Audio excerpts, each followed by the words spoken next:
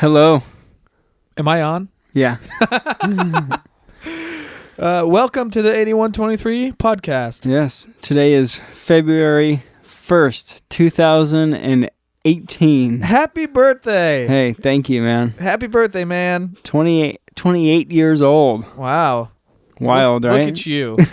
You look just stunning. Thanks, man. Appreciate it.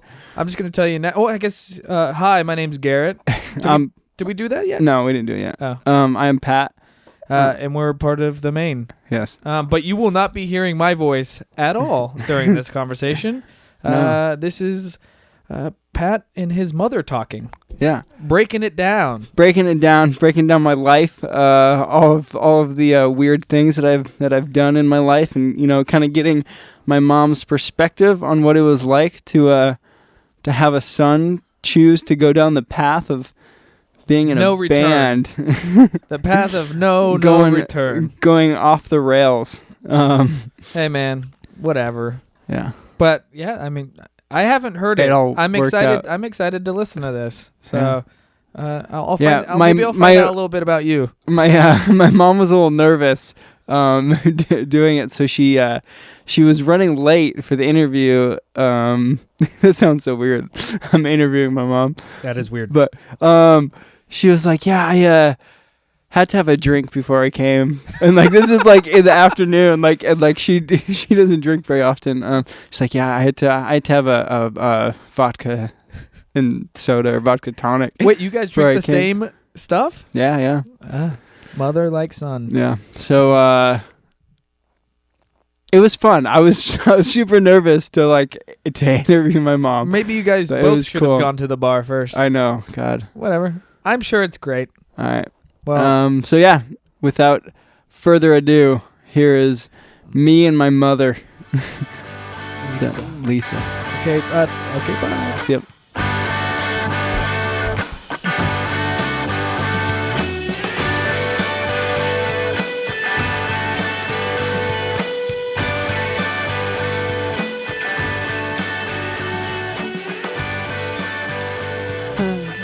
So, yeah. So, have you ever heard a podcast before?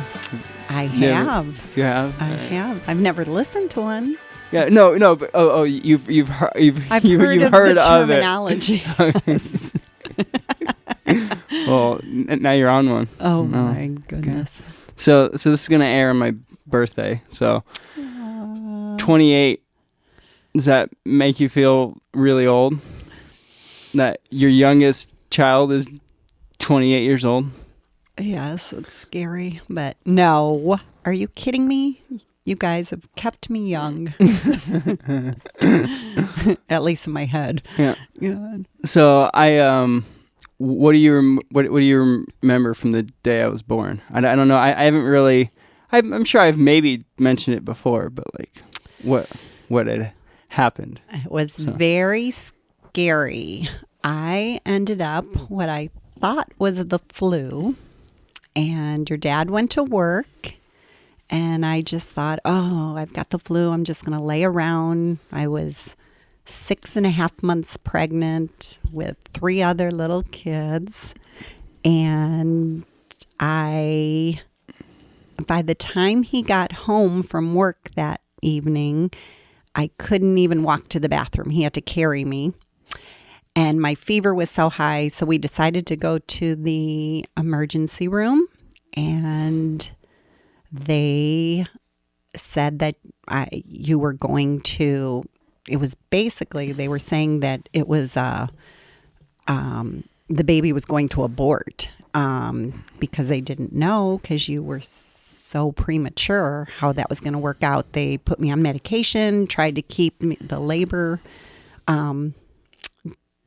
stable, and lo and behold, out you came. 2 pounds, 12 ounces. Wow. And hair all over your back and your arms. You looked like a little monkey. Wow.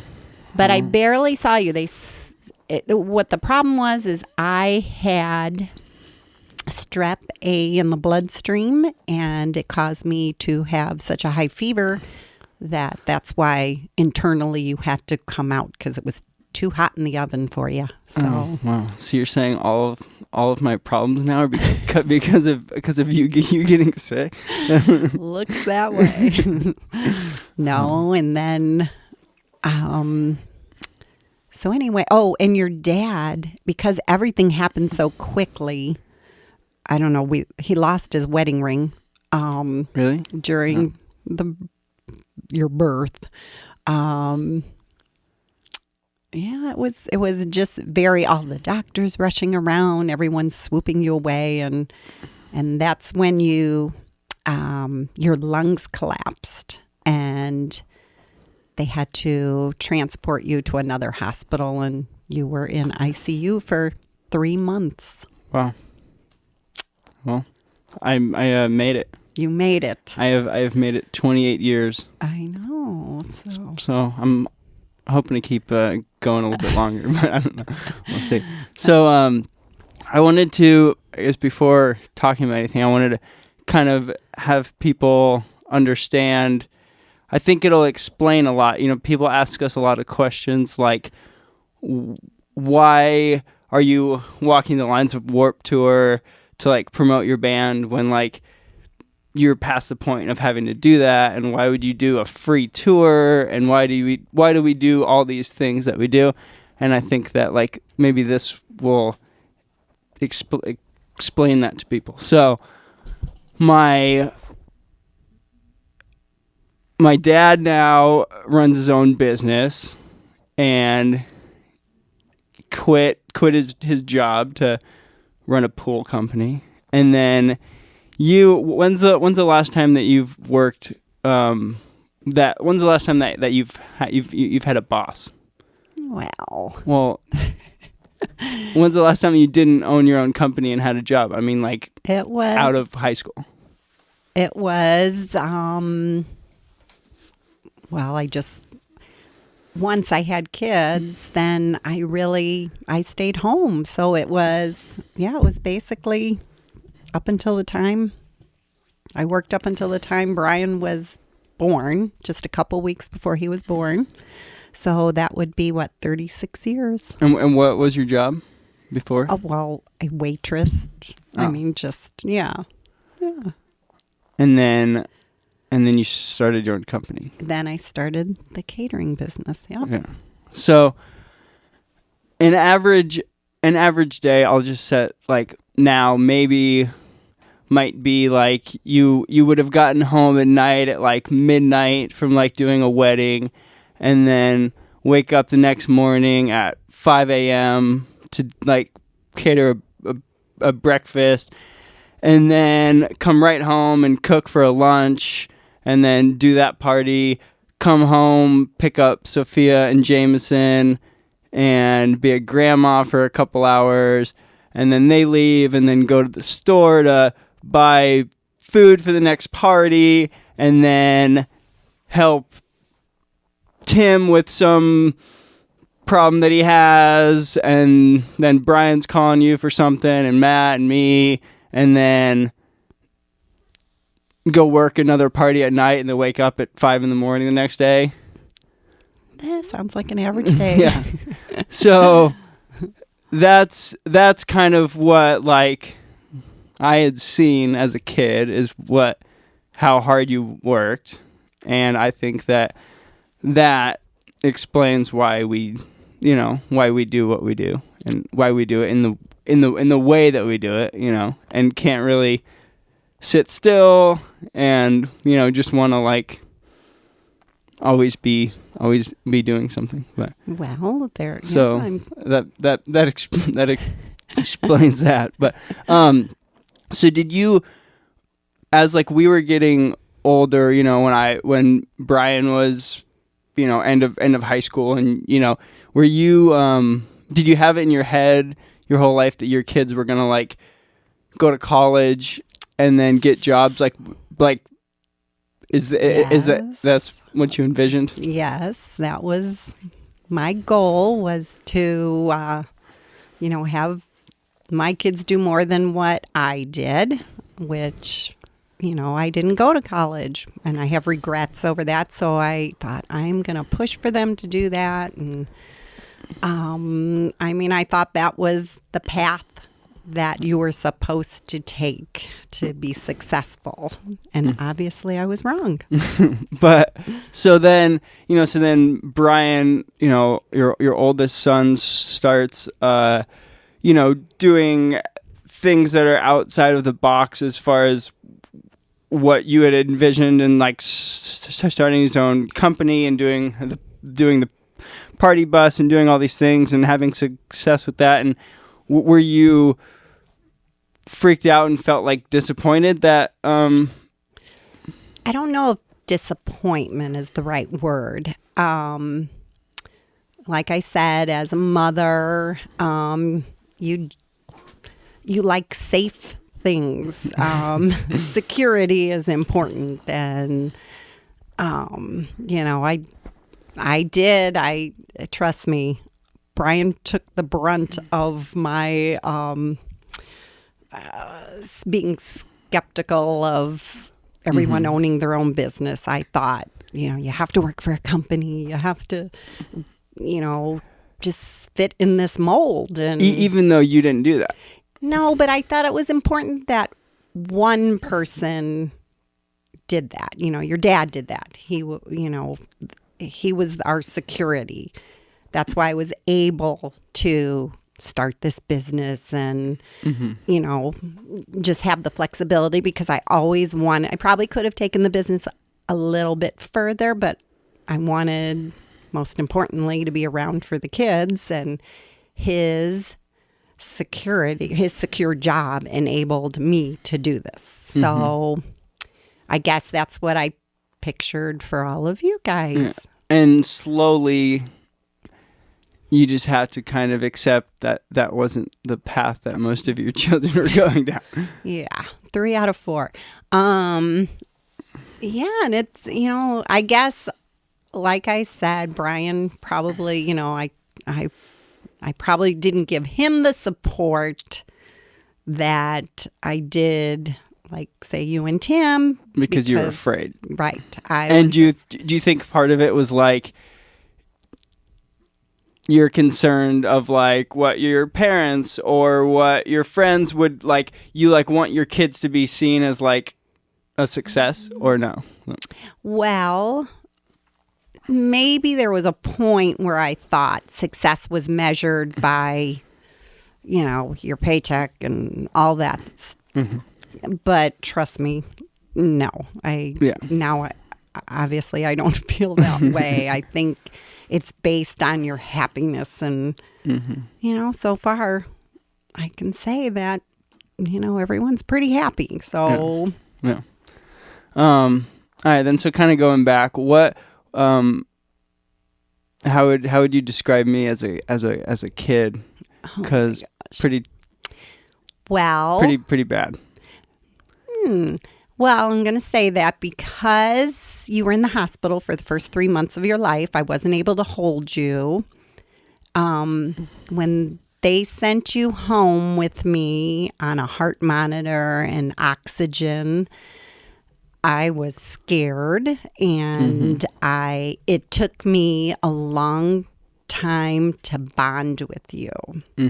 That if you don't hold your baby right away, all of a sudden it's like, oh, this is just a baby. Just a baby. Yeah.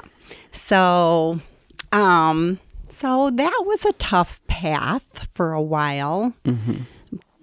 But obviously we bonded. So, kind of as I started playing music, I guess even before that, I guess looking back now, I think that I was kind of always like obsessive with things. So like I was like on the wrestling team, and like that was the only thing that that was the only thought in my mind was like how to be the best at that. Yes. And you were 55-pound libs, as you called it. You were the 55-pound state wrestling champ. Yeah. And then skateboarding was probably the next thing, and I was doing that before school, after school, all. Right. And then once I started playing drums, and like playing in bands, could you tell that there was a difference in that maybe I was going to like stick with it longer, or was it just like, oh, this is just one like other thing that he's going to be obsessed with for a year or two and then?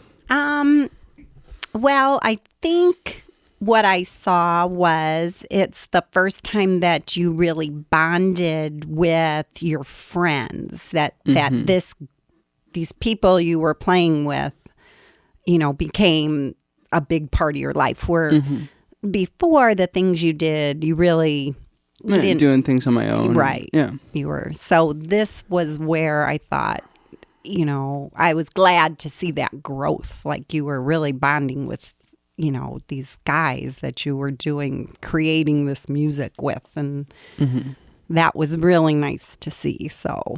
Yeah. And so we would always practice at the house. Yes. In our house. I had an extra bedroom that was in the band room. Was that ever annoying to have to? We're like playing music and you're trying to talk on the phone, and the volume that we were playing at was pretty extreme. And this is way before the Maine. This is right. This is. Right. Oh, yeah. Well, it was challenging, but I felt it was worth it. Now, my neighbors didn't think it was worth it, but I dealt with the music. The neighbor behind us used to come over and just, yell that, he was trying to work. And, at first I was like, oh, I'll talk to the kids. We'll keep it down. But then he continuously came over. And finally I told him he should move into a retirement community, that it's 3:30 in the afternoon. It wasn't, 10 at night. These kids can practice. And anyway, I think we even had police come. Oh, yeah. Yeah. Yeah, I think so. But the guy ended up moving, so it all worked out. So, I guess it would have been maybe like my junior year of high school when we started the Maine, and John came over for the first time and we started practicing, and like really quickly it went from like, before we were just like a local band and playing shows, and I mean we would play a lot of shows and stuff, but do you feel like you could tell any difference right away, that it was like it felt different than the other bands that just hadn't really done much? And I'm sure the songs you liked a little bit better than the Kerosene Kids, the screaming and the breakdowns. Yeah. I know John probably wouldn't like to hear this, or you guys. I still remember Daisy, so I like that was one of my favorites. You could see that. You could just see it change from being kids to really thinking about this going someplace, not a garage band, but you guys had high hopes for something to happen, and I did. You could see it.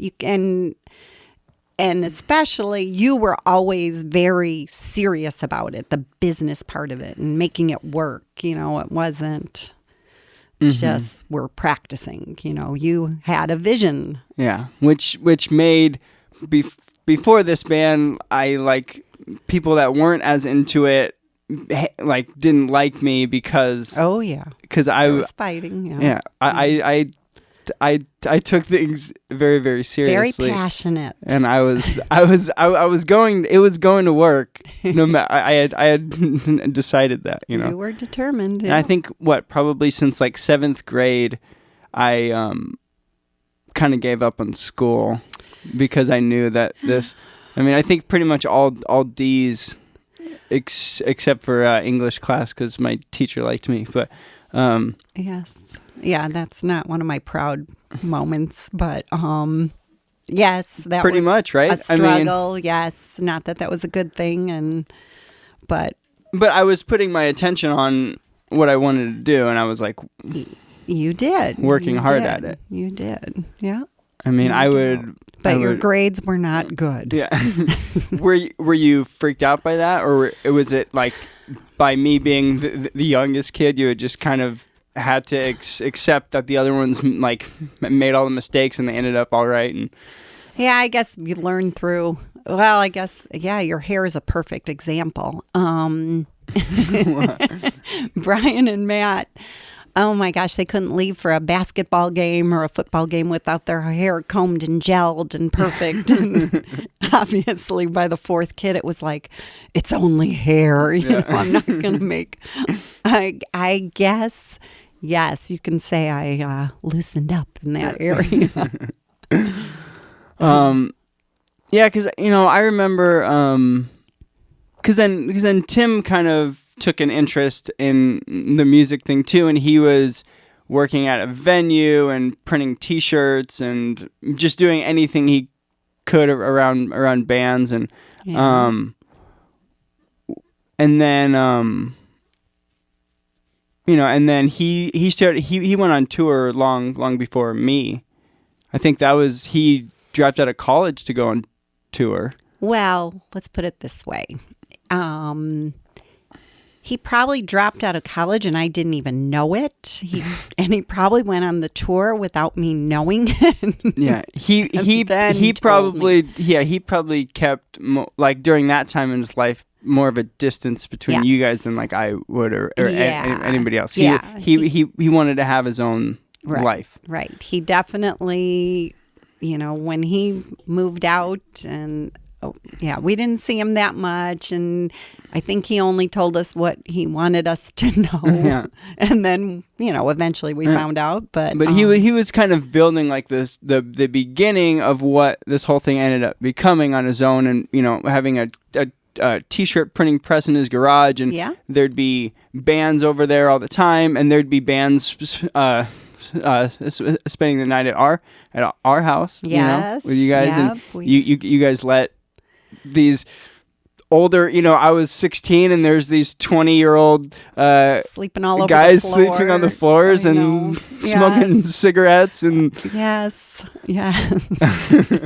Now I think, what the heck? But no, but then they were nice guys. They were and nice, it was which was Brighton band, and who kind of Jimmy the one of the guys in the band that was kind of like the business guy too. He kind of ended up becoming a little bit of like a mentor to me and helped, so it ended up like, being a really it was good a positive thing. Yes. And Tim, he probably knew we wanted him to go to school and all that. So but he was building without us really knowing that, what his plans were too. But,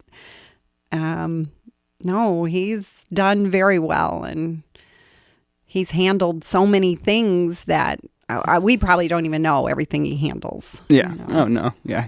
you don't. So then, we start playing as the Maine, and kind of quickly things start going, and we go on tour for the first time. And that was the summer after my junior year. With your dad as the driver? No, that was when I was like 14. Oh, I was the old band. Okay. I was the Kerosene Kids. Yeah. Okay. Yeah. So the Maine is when we went on tour, and Garrett's parents gave us their car. Oh. And we went on tour on our own. Yes. So what was that when you have your 16-year-old son on tour without any adult supervision, in a suburban, was that?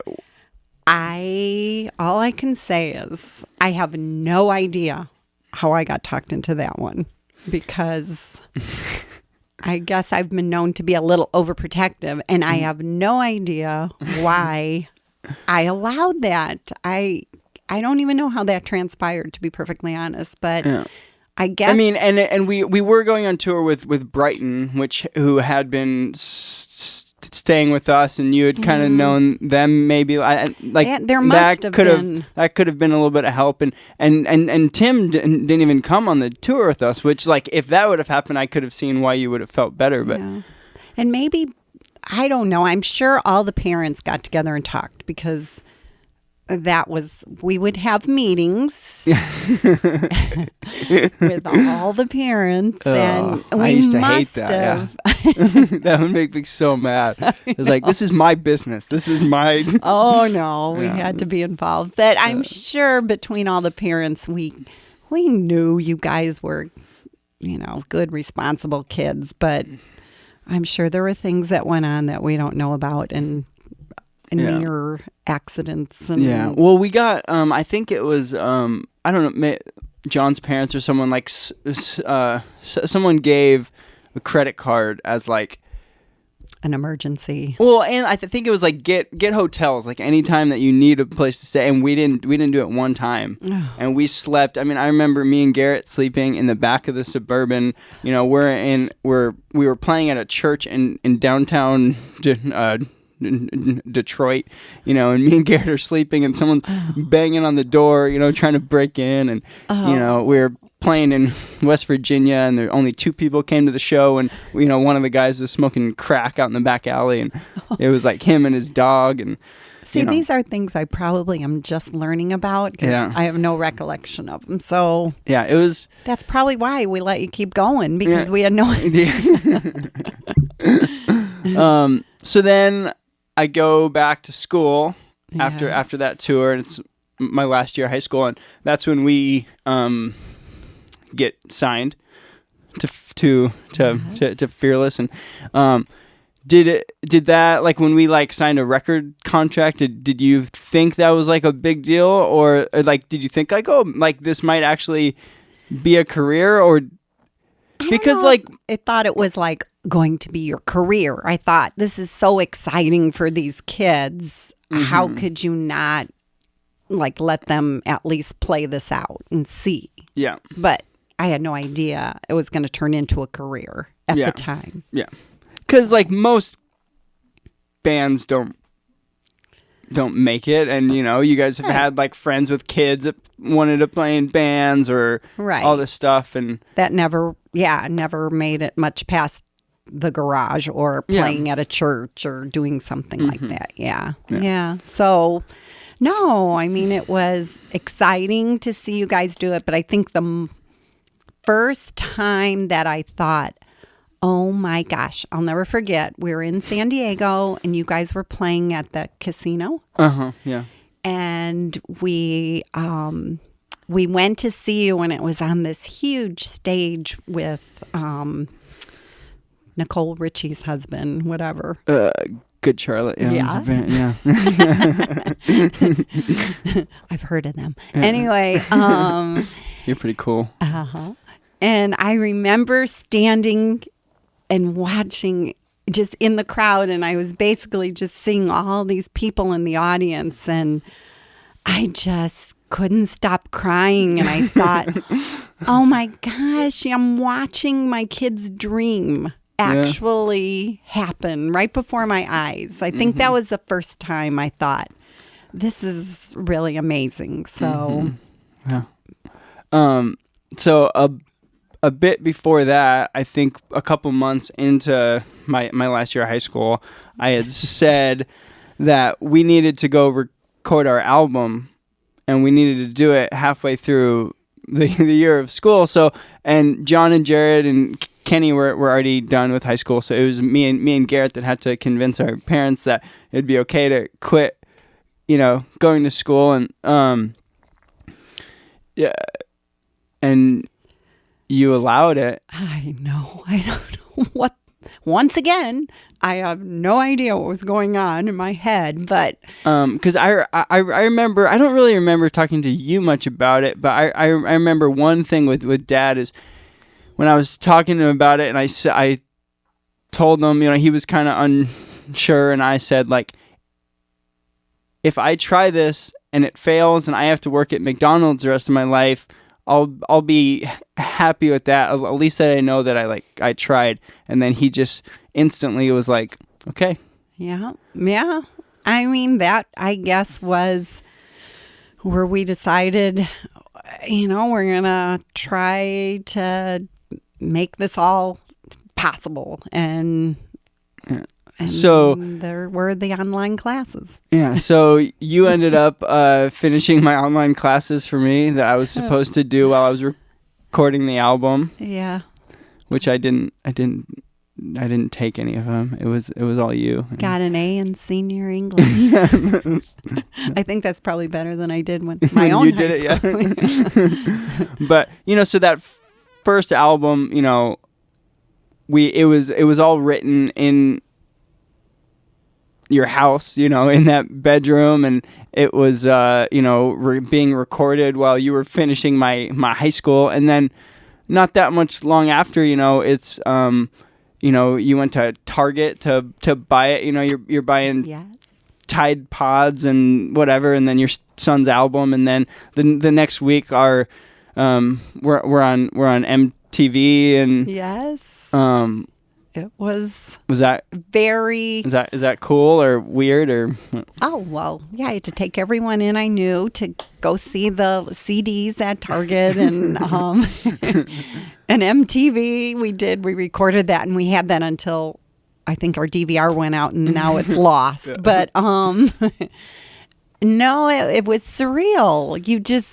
It's amazing, or to hear it. I remember it playing at Target. And you're just like, oh my gosh, it's, and telling people that are walking by, that's my son. So, yeah. But I mean, at that point though, you probably did you think I'd be doing it now? No. Yeah. No. I don't know if I thought I'd be doing it now. Now it's hard to think, of you not doing it, I guess. But, just because you can see your passion for it. So I guess I just hope that, it can continue. Well, yeah, that's same.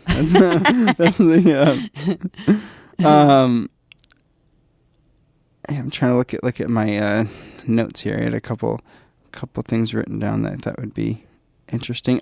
So me and Tim working together and kind of building this all together. Your two sons. Is that what do you think about that? Is that well? First off, you guys were always close. I mean, always very close as little kids. And it's just nice. I don't know. I guess there's comfort too in you guys being on the road and knowing that you and Tim stay connected and bonded, and that you're taking your dreams. You have someone to share this with. It's very. He's the only one who really knows the ins and outs and exactly what you're feeling and what you're wanting of this. He's trying to give it to you. So, no, it's very nice. I think that's what probably makes it even more special. It's not just one kid that's, pursuing his dream. It's like the two of you together are making it happen. So it makes it more special that you guys have it to share together. Yeah. So, yeah, it's very proud. Yeah. And it's, it's interesting because, I mean, was there ever a time when you realized, so you're saying, even, that first album you watched us at the casino or something, and, you, thought it was really awesome and cool, but was there ever a time when you were like, oh, now this is actually just this is actually going to be a long-term, they're a real band that's going to continue. Well, really, I even thought at that point you had just hit that next level, I guess, where it's like, okay, this is serious. Until you started thinking of it as like, oh, this is like not just this hobby. Like, did it take like when I bought my house, or did it take like things like that to make it feel like, oh, my son, like this is, it's a business that it's, yeah, probably, you still always thought of it. And I guess it's as you've gotten older and, like you said, buying a house and seeing. Not buying a car still. Well, yeah. That's okay. Yeah. And you can come home whenever you want. Thanks. We miss you at home. Yeah, I guess it's just that you've, like I said, I've seen it turn into a business, and at the same time, not only a business, it's your passion. So that makes it, I don't know, I guess I don't worry anymore. I don't worry about, oh my gosh, is he going to be working at Taco Bell? I don't worry. There was a time when I worried and thought, okay, he doesn't have a college degree. What's he going to do? And I guess now I've seen, how you've taught yourself to do so many different things in the industry, the recording, and, you just see it now as this is his future. So it's a good thing. Yeah. And what, let's just say there's, some girl or kid on here that, she wants to be a photographer, or wants to be a manager of a band, or wants to do anything that's not just going to college, and then she wants to play this for her mom to show her, like, what would you say? What would you? Well, I think what I've learned from going through from the oldest, to the youngest, whatever, is that they're all going to make their own path, and you might as well support it instead of fight it. And I think I fought it, obviously, with my oldest, and which I shouldn't have, but you're doing it because you want the best for your kid. And I just guess anymore, you got to let them figure it out, try it out, and if it doesn't work, just be there and help them get then to the next step. So got to try and support it. That would be my advice. Yeah. Even though it's hard. Makes your stomach hurt sometimes. But. Yeah. Yeah, I mean, I'm sure, like, even as I'm older, it's like or early on, like when, we're going to these countries, going to like these countries that are so different, going like parts in Asia and, all these things, in Brazil and, all these places that, most people, hear on the news of like some like dangerous things that happen, or, we're in Paris 2 weeks after, an attack, or, like any of these things. Is that still hard to? Of course, that will never go away. I don't care how old you guys are. And like I said, I guess you're the one who's probably taught me that this can happen anywhere. You can't live your life like this, all that, which it's true. It's just easier to say than being a parent. Not be worried about it. Yeah. You want to protect. But no, I mean, like I said, I can sleep now. There were times I couldn't sleep. Very sleep deprived for a while, but that's okay. It was worth it. Yeah, and then I think kind of like a thing that I think is kind of funny is like, so, you are proud of, all these things that we've done, but, we've played shows, to 50,000 people and done all these things and whatever. And then, but I think the most excited that you've ever been is like, I'm going to the Playboy Mansion for a party, or whatever. Like when we spent the night at Nicole Richie's house, and she's making us breakfast, and and then what was it the other last year? Halle Berry was like at the shoot, and she told us we looked good in our all white suits. Yeah, that's the stuff I love to hear. What can I say? Pretty funny. It's things that you hear about. And on ET, and I want to know it before it gets on TV. And you're giving me just a little bit, or you guys being on the football field with the Super Bowl ring. I mean, it's things that not everyone gets to do. It makes it just exciting, kind of live through you a little bit. Yeah, our mundane lives. And you guys, have always come out to shows, and you've seen us in Ireland, and I mean a bunch of places, right? California, all over bunch, California. You came to Warped Tour. I mean, if people remember the matching suits we were wearing on Warped Tour, my mom and my brother they drove out to Warped Tour, and they show up. They went and bought outfits that were matched on. We went to H&M and got, I mean, the funniest part was Brian in one dressing room, and I'm in the dressing room next to him, and we're passing pants underneath, to see, will these fit you? These will fit me. Just like never, You're just always trying to be embarrassing, when Dad, we were at the skate park when I was younger, and he he told a kid that I was a sponsored skateboarder, and I was sponsored by my dad. And you guys wouldn't talk to us, and I know.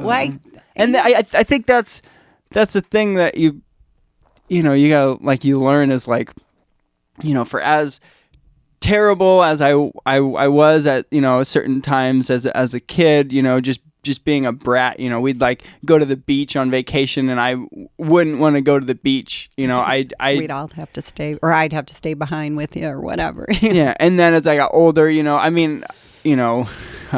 selling alcohol out of my bedroom window. Do you want to talk about why you didn't get to go to your 8th grade promotion dance? I'm kind of I'm not really a dance guy, so. Well, no, but you couldn't go to the water park. You couldn't walk. I couldn't walk in graduation. Do you remember why? I think I climbed a statue of a bear on a field trip and humped it or something. Yeah. So we get a call from the principal saying, Patrick was humping a bear. It was inappropriate, and he now can't walk at his promotion. Oh my gosh! Which again, the benefit of being the youngest child is that I didn't get in much trouble for it, and then then it's things getting a gun pulled on me for taking for taking fast food from someone. I stole their food, and you get a with a bunch of friends, and you get a call from the cops, and and the gun's pulled on you, and you're on a chase. He's chasing after you in a car, and oh my God. Or didn't you guys used to ride around and do something with the garage doors? What were you always? I'm embarrassed to say this. I know, maybe we shouldn't talk about that. We would a couple times. I don't know why we wanted to do this. It was just you're bored, and in high school, and we would run, and all at the same time you get 5 people, and you run 1, 2, 3, and then you jump, and they all kick the garage door at the same time, and you just break it in. And how terrible. Did I find out? You never got caught, though. No, I think I told you after the fact. Yeah, a long time after the fact. But I think I've ended up okay. Yes, and being pretty nice. So I guess maybe that's also another lesson, is maybe you don't freak out too early. Thinking that your kids are just gonna be horrible. No, I would say you're definitely a very considerate, nice. You're probably, I have to say, one of the nicest people I know. So that's. Well, thanks. Yeah. Well, it's true.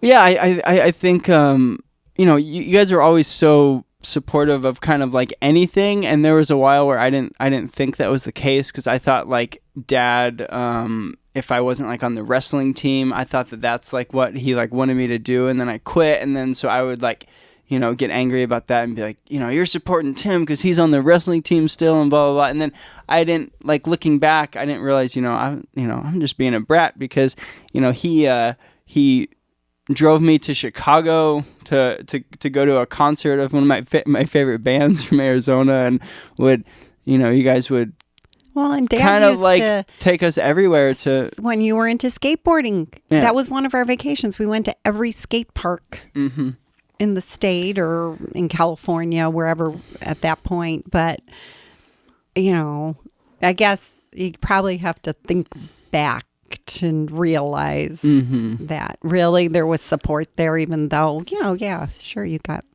we weren't totally supportive of every like you breaking in garage doors.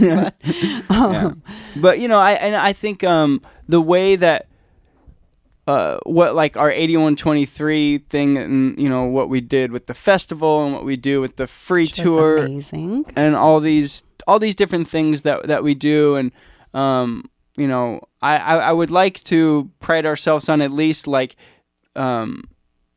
maybe we're not the best band of all time, but like maybe we'll be like the hardest working band of all time, and to treat our fans the best of anybody. And I think a lot of that comes from seeing what you did, and it's kind of like lots of bands fail, lots of businesses fail, but you kind of like your business didn't fail because you just made it happen. It's like, are you cooking the best food of anybody in the world?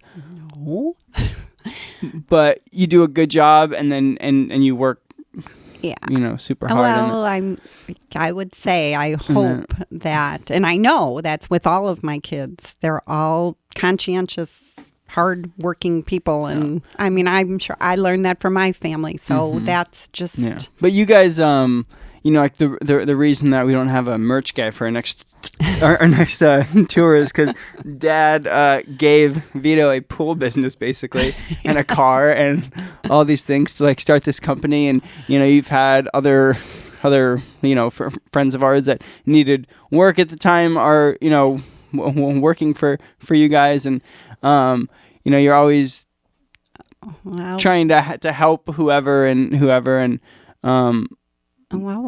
and then we, I think that's kind of like bled into what we do as a band. And I think what's so unusual about your band, and obviously I don't know all that many bands, but I think what's really special to watch is that you guys really like each other.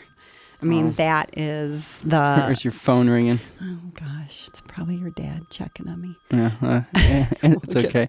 We can let it ring. But no, but you guys truly like each other. You truly think of each other as family.